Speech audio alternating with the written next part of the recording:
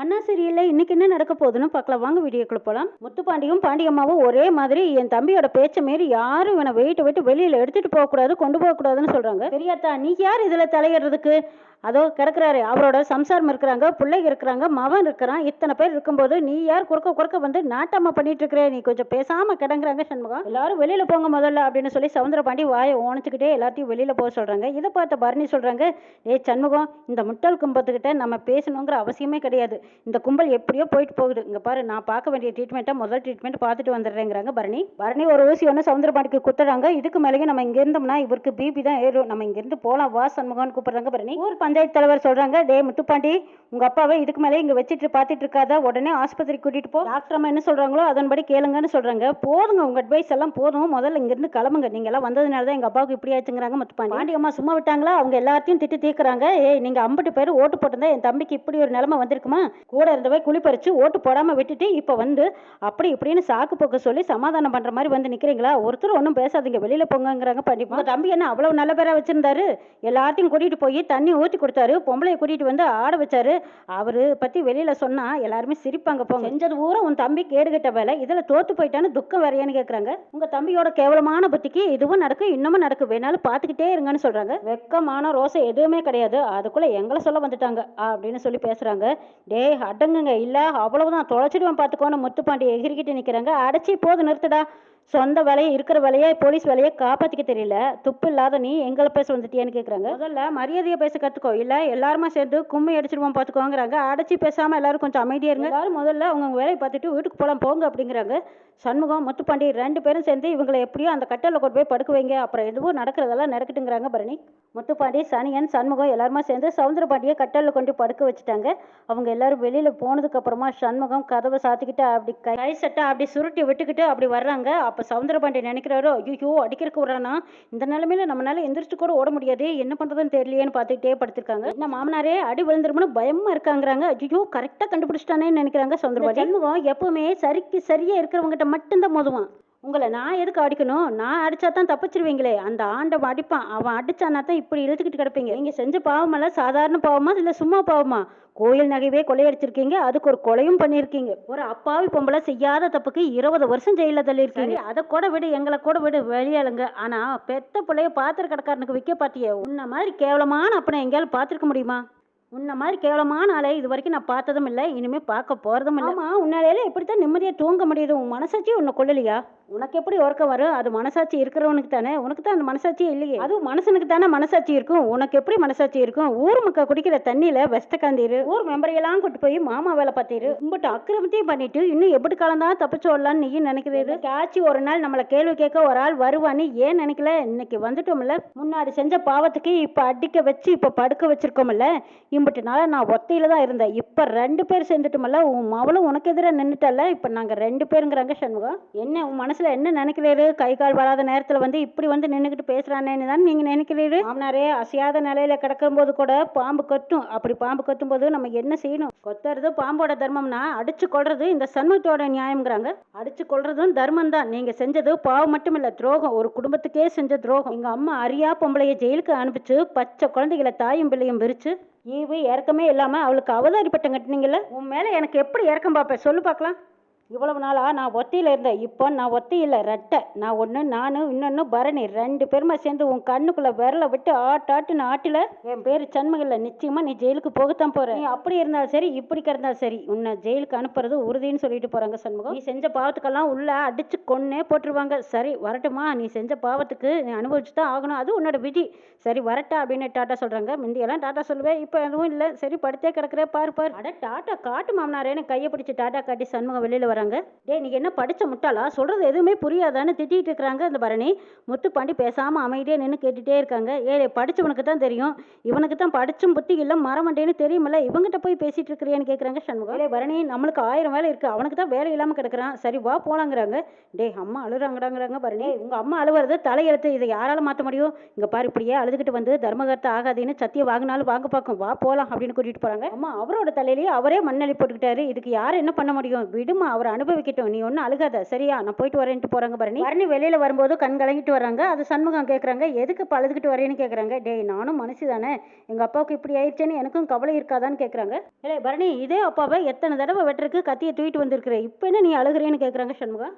நீங்கள் எல்லாரும் இப்படியே அழுவீங்கன்னு தெரிஞ்சுதான் அவர் நல்லா நடிக்க ஆரம்பிச்சிட்டாரு.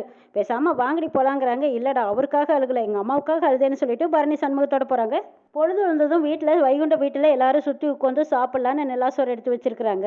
அப்போ பரணி மட்டும் சோகமாக இருக்காங்க. சண்முகம் பார்த்துட்டு, ஏழை பரணி என்னல இப்படி சோகமாக கொண்டிருக்க, நீயும் பார்க்குற ட்ரீட்மெண்ட் எல்லாம் பார்த்துட்டு நீயும் உனக்காக ஆஸ்பத்திரி கூப்பிட்டு பார்த்தீங்கல்ல, அவர் தானே வரமாட்டேன்னு சொல்லிட்டாரு, பிடிவாதமாக இருக்கிறவரை என்ன பண்ண முடியுங்கிறாங்க. ஏத்தா இங்கே பாரு, எல்லாம் அந்த ஆள் செஞ்ச பெனை, அவன் செஞ்ச பாவத்துக்கும் பெனைக்கும் அவன் தண்டனை அனுபவிச்சு தானே ஆகணும், நீ ஏன் கவலைப்படுறேன்னு கேட்குறாங்க வைகுண்டம். மாமா அவர் ஒரு நாளாவது மனுஷன் மாதிரி நடந்துக்குவாரான்னு பார்க்குறேன், ஒரு இன்ச்சு கூட நகர மாட்டேங்கிறாரே, அது ஏன் மாமான்னு கேட்குறாங்க பரணி. அத்தா பரணி அவனோட எல்லா வேணையும் அவனோட உடம்புலையும் ரத்தத்திலையும் ஊறி கிடக்குது, நம்ம என்ன செய்ய முடியும் சொல்லு பார்க்கலாங்கிறாங்க வைகுண்டம். அவர் ஒரு வேளை சின்ன வயசுல காசுக்கோ பணத்துக்கோ சோத்துக்கோ கஷ்டப்பட்டு இருந்தா கூட சொல்லலாம், அதுவும் இல்லை ஏதோ ஓரளவுக்கு கொஞ்சம் காசு பணத்தோட வாழ்ந்து வருதா. ஏன்னா பரணி நீ என்னல சொல்ற, காசு பணத்துக்கும் சோத்துக்கெல்லாம் நாங்க அலையாத அலைச்சலாம், நாங்களும் இதே ஊர்ல கௌரவத்தோட மான மரியாதையோட தான் வாழ்ந்துட்டு இருக்கிறோம், இதெல்லாம் உனக்கு தெரியாத என்ன, நாங்களும் நியாயம் நேர்மையா தானே இருக்கிறோம், இங்கே எங்களை தவிர வேற யார் இருக்கா சொல்லு பார்க்கலான்னு கேட்குறாங்க. அதாண்ட நானும் சொல்றேன். டே சண்முகம், அதுதாண்டா நானும் சொல்கிறேன், இவருக்கு என்ன குறை, எங்கள் தாத்தா சொல்லுவாங்க, அந்த காலத்திலேயே யாரோட காசு பணத்துக்கும் ஆசைப்படாதவர், நீ உங்கள் தாத்தனை பற்றி சொல்லி தீருமா, நான் கண்ணால் பார்த்துருக்கேனாத்தா, கஷ்டம்னு வந்தபோது அள்ளி கொடுக்குற கொடை வள்ளல், அடுத்தவனுக்கு கஷ்டம் வந்த போது பார்த்துக்கிட்டு சும்மாவெல்லாம் இருக்க மாட்டாரு, அப்படி ஒரு நல்ல மனுஷனா நான் இது வரைக்கும் பார்த்ததே இல்லையா. அப்போ அவங்க தாத்தனை நீ பார்த்துருக்கியான்னு சண்முகம் கேட்குறாங்க. பார்த்துருக்கியாவா, எம்பிட்ட பெரிய மனசை இந்த வீட்டு படியேறி வந்து பொண்ணு கேட்டாரு, நான் இவன் புத்தி தெரியாம நான் அவர் பார்த்து தானே பொண்ணு கொடுத்தேன், அவன் அந்த மனுஷன் இவனோட அக்கிரமம் தாங்க முடியாம தானே அந்த மனுஷன் போய் சேர்ந்துட்டாரு, அந்த மனுஷனும் நல்ல மனுஷன் போய் சேர்ந்துட்டாரு, அந்த குடும்பத்துக்காக என் தங்கச்சியும் படாத பாடுபட்டு கண்ணீர் விட்டு கிடக்குறாருன்னு சொல்லி அழுகுறாங்க வைகுண்டம். அதனே நீங்க அழாதீங்க, நீங்க அழுதா எனக்கும் அழுகாச்சா வருதுன்னு சொல்றா கனி. ஏய் பரணி, இனி இதுக்கு மேல நீ அழுது என்ன பண்ண போற, பேசாம 2 வாய் எடுத்து சாப்பிடல, நீ அழுகாதீங்கிறாங்க சண்முகம். ஏய் சண்முகம், அவர் ஹாஸ்பிட்டல்ல அட்மிட் பண்ணியிருந்தா கூட மனசுக்கு கொஞ்சம் நிம்மதியாவது இருந்திருக்கும், ஆனா இப்படியே போயிட்டா அவரை திரும்பவும் அந்த நிலைமைக்கு கொண்டு வர முடியாதுடா சண்முகங்கிறாங்க. இப்படியே காலம் பூரா கைகால் வராம கிடந்தா அம்மா தானே போராடணும்னு சொல்றாங்க பரணி. இல்லை நீயும் நானும் தானே கவலைப்படுறோம், ஏன் உன் கூட பிறந்தானே அண்ணக்காரன், அவனுக்கு இந்த அக்கறை இருக்கா, அவனே ஆஸ்பத்திரிக்கு கொண்டு போக வேண்டாம்னு சொல்றான், அவன் என்னத்தை படிச்சு கிழிச்சான். ஏத்தா பரணி அவனுக்கு பாவத்தா அவனுக்கு அனுபவிக்கிறாங்க, நீ ஏன் கண்ணை கசையிட்டு வந்திருக்க, நீ 2 வாய் அள்ளி சாப்பிடத்தாங்கிறாங்க. இதெல்லாம் நினைச்சு பார்த்தா வருத்தமா இருக்கு, எனக்கு பசிக்கல, நீங்க சாப்பிடுங்கன்னு சொல்லி அழுகுறாங்க பரணி. நீ 2 வாய் அள்ளி சாப்பிட்டு போ, இல்லைன்னா தூக்கம் கூட வராதுன்னு சொல்றாங்க வீரா. இல்லடி எனக்கு பசிக்கலன்னு சொல்லிட்டு போறாங்க பரணி. சண்முகமும் கை கழுகிட்டு போயிடுறாங்க. போனதுமே பரணியை பார்த்து, ஏய் உன்னை அழாதுன்னு சொல்லக்கூட என்னால வாய் வரமாட்டேங்குது, மனசும் வரமாட்டேங்குது, ஆனா நீ அழுகிறத பார்த்தா என் நெஞ்சிலேயே ரத்தம் வருதுங்கிறாங்க சண்முகம். டேய் சண்முகம், அழாம என்ன பண்ண சொல்ற சொல்லு பார்க்கலாங்கிறாங்க பரணி. ஏலே உன்னோட தாலி ஏற்றாலும் பரவாயில்லைன்னு என்னை துரத்துக்கிட்டு என்னை சுட்டு கொள்ள வந்தானுங்களே, அதுக்காக அழுகிற, பழி வாங்கறதுக்கு உன்னை ஆள் வச்சு கடத்தினானே அதுக்காக அழுகிற. இந்த குடும்பத்தை நினைச்சு பாரு, இந்த குடும்பத்துக்கு நீ தான் ஆணி வேறு, பசியோட கிடக்கிற அழுக, நீ சாப்பிடாம வர அவளுகளும் சாப்பிட மாட்டேங்கிற அழுக, 50 பேரு நீ சோகமா இருக்கிறத நினைச்சு மனசு உடஞ்சு போய் கொண்டிருக்க அழுகு பாரு, அவளுகளை பத்தி அழுவாம இந்த நாசமா போனவங்க கிடக்கிறத நினைச்சு அழுகிறிய, உனக்கு கொஞ்சமாச்சு புத்தி இருக்கான்னு கேட்கிறாங்க சண்முகம். என்னடா செய்யறது, என்னை பெத்து வளவுறத நினைச்சா என் மனசே கலங்குது, அவர் ஒரு பக்கம் கிடந்துட்டு போறாரு, ஆனா அவரை நினைச்சு எங்க அம்மா அழுகுதே, அம்மாங்கிற ஒரு வார்த்தை அது என் மனசை குடையுதுடா, உடம்பு குணமாகணும்னு நோயாளிதான் நினைக்கணும், ஆனா அவருக்கு என்ன அப்படி பிடிவாதம் சொல்லு பார்க்கலாம், பிடிவாதமா படுத்தே கிடக்குறாரு, நான் என்னதான் செய்யட்டுங்கிறாங்க. விடல, நல்லா இருக்கும்போது கை காலெல்லாம் ஆட்டிக்கிட்டு சுகமா இருந்தாரு, சரி இனி இதுக்கு மேலேயும் நம்மளால எதுவும் பண்ண முடியாதுன்னு நினைச்சு படுத்து கிடக்குறாரு, ஆஸ்பத்திரிக்கு போனா ஊர்க்காரங்களா அசிங்கமா நினைப்பாங்கன்னு நினைப்பார் போல இருக்கு, கிடக்கட்டுங்கிறாங்க. ஆமா போடா, என்ன அசிங்கம், பெரிய அசிங்கம், தப்பா காரியம் பண்ணும்போதெல்லாம் நினைக்காத வராத அசிங்கம் இப்ப வந்துருச்சாங்க. சண்முகம், எனக்கு வர ஆத்திரத்தையும் கோவத்தையும் யார் மேல காட்டுறதுனே எனக்கு தெரியலடாங்கிறாங்க பரணி. இல்லை நான் தான் இருக்கோம்ல, உங்களோட கோவத்தையும் ஆத்திரத்தையும் என் மேல கட்டுன்னு கேட்கறாங்க சண்முகம். நாலு அடி அடிக்கிறதுனால அடிச்சுக்கோ, திட்டுறதுனால திட்டிக்கோன்னு சொல்றாங்க. டேய் சண்முகம், நீ என்னடா எப்ப பார்த்தாலும் ஏண்டா இப்படி நல்லவனாவே இருக்குன்னு கேட்கறாங்க பரணி. என்ன செய்யறது, வேண்டுதல், ஆண்டவன் என்னை நல்லவனா படிச்சுட்டான்ல, அதான் இந்த உலகம் என்ன கையால் ஆகாதவன், இழுச்சு வாயன், எதுக்குமே உதவாதவன் அப்படின்னு ஏதோ சொல்ல என்னை பத்தி பேசுறாங்கல்ல அப்படிங்கிறாங்க. யார் இழுச்சு வாயன், நீயாடா, டேய் நீ ஒன்றும் இழுச்சு வாயினால இல்லை, சரி நீ சாப்பிட்டியா இல்லையாங்கிறாங்க. சாப்பிட்டேங்கிறாங்க. அப்போ கையை கொடுப்பாக்கலாம் அப்படின்னு சொல்லி கையை மோந்து பார்க்குறாங்க பரணி. ஏண்டா டே என்கிட்ட ஏண்டா போய் சொல்கிறேன், கையை மணக்கவே இல்லைங்கிறாங்க. ஆமாம், கழுவுன கையை மோந்து பார்த்தா எப்படி மணக்கும், சிபிஐ ஆஃபீஸர் மாதிரி நான் சாப்பிட்டேன், அந்த புளிக்குழம்பு ரொம்ப சூப்பராக இருந்தது தெரியுமாங்கிறாங்க. டேய் நான் இன்னைக்கு வச்சது சாம்பார், ஏண்டா போய் சொல்கிறேன், வா போய் சாப்பிடலாவான்னு பரணி கூப்பிடுறாங்க. கேட்குறாங்க. இல்லை இப்போ மட்டும் எதுக்கு சாப்பிட கூப்பிட்றேன், நான் வரலைங்கிறாங்க சண்முகம். இந்த வீட்டில் யாருமே சாப்பிடல, நம்ம மட்டும் எப்படி சாப்பிட்றதுங்கிறாங்க. டே என்னடா கனி கூட சாப்பிடலையாங்கிறாங்க.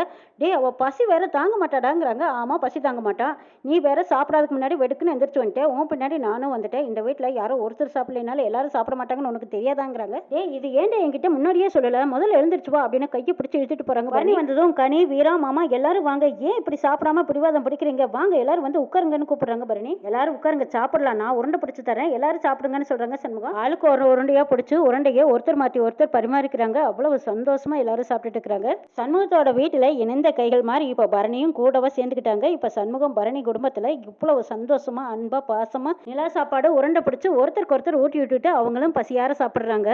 கோடியில புரண்டாலும் இந்த சோகம் அன்பும் கிடைக்குமா அப்படிங்கிற மாதிரி இப்ப பரணி அவ்வளவு செல்வாக்கா இருக்காங்க. சவுந்தரபாண்டி தர்மகர்த்தா பதவியும் பணத்தையுமே நினைச்சுக்கிட்டு கையும் காலையெல்லாம் முறுக்கி விரைச்சு படுத்திருக்காரு. தண்ணி வேணுங்கிறதுக்காக பாக்கியத்தை கூப்பிடுறாங்க. பாக்கியம் நல்லா தூங்கிட்டு இருக்காங்க. நிம்மதியா தூங்குற பாரு, எரும மாடு சேத்துல குளிச்சுட்டு படுத்திருக்கிற மாதிரி அப்படின்னு பார்த்துட்டு சவுந்தரபாண்டியை எழுந்திரிச்சு உட்கார்றாரு. கையும் காலையெல்லாம் முறுக்கி வச்சிருந்ததை நிமித்தி கொண்டு வந்திருக்காங்க. இப்ப நிமித்தினதும் அப்படியே திரும்பி பார்க்குறாங்க. பாக்கியம் நல்லா தூங்குறா, கவனிக்கல அப்படின்னு நினைச்சுக்கிட்டு கை கால் எல்லாம் உதறி விட்டு நெட்டை நெரிச்சு அப்புறம் எழுந்திரிச்சு நிற்கிறாரு. கை காலு வாயி எல்லாம் ஒரு உதறி கோணையா இருந்தது எல்லாம் நேர் நிமித்தி ஒரு குதிச்சுட்டு மறுபடியும் போய் டம்ளர் தண்ணி எடுத்து குடிக்கிறாங்க. தண்ணியை குடிச்சதும் டம்ளரை தூக்கி வீசுறாங்க. பாக்கியம் முழிச்சு பார்த்துக்கிறாங்க. அட பாவி மனுஷா, உனக்கு கைகள் எல்லாம் நல்லா தான் இருக்கா, நீ நல்லா தான் இருக்கிறியா அப்படின்னு கேட்குறாங்க. அட பைத்தியக்கார மனுஷா, எல்லாத்தையும் பைத்தியமாக்கிட்டியே, கையை காலு வாயி எல்லாம் கோணைக்க வச்சுட்டு எல்லாத்தையும் கோணலாக்கிட்டியே, இது இப்படியே விடக்கூடாது, உன்னை நான் சும்மா விட மாட்டேன்னு பாக்கியம் கொந்தளிச்சு நிற்கிறாங்க. இன்னும் என்னெல்லாம் நடக்க போகுதுங்கிறதையும் நாளை எபிசோட்ல பார்க்கலாம்.